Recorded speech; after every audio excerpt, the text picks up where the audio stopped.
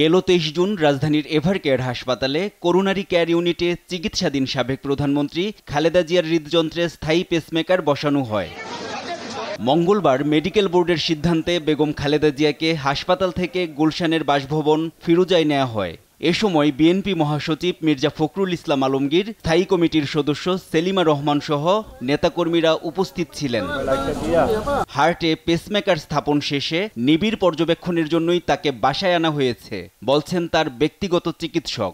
এই অপারেশনকে এটা প্লেস করতে হয় শরীরের ভিতরে, কাজে এটা যে কোনো সময় ইনফেকশনের সম্ভাবনা থাকে, বিশেষ করে hospital acquired infection, cross infection. কাজে এই অবস্থার মধ্যে ওনাকে যত দ্রুত সম্ভব ওনাকে এমন একটি এনভায়রনমেন্টে নেওয়া যেখানে ইনফেকশনের সম্ভাবনা কম, সেই জন্য এখানে আনা হয়েছে।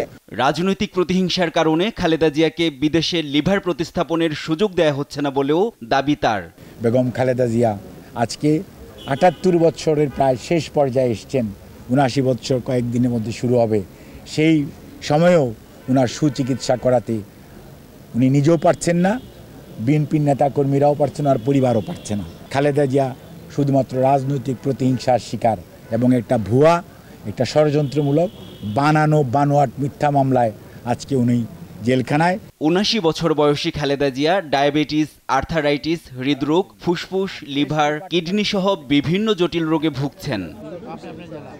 NI নাহিদ, দেশ টিভি, ঢাকা।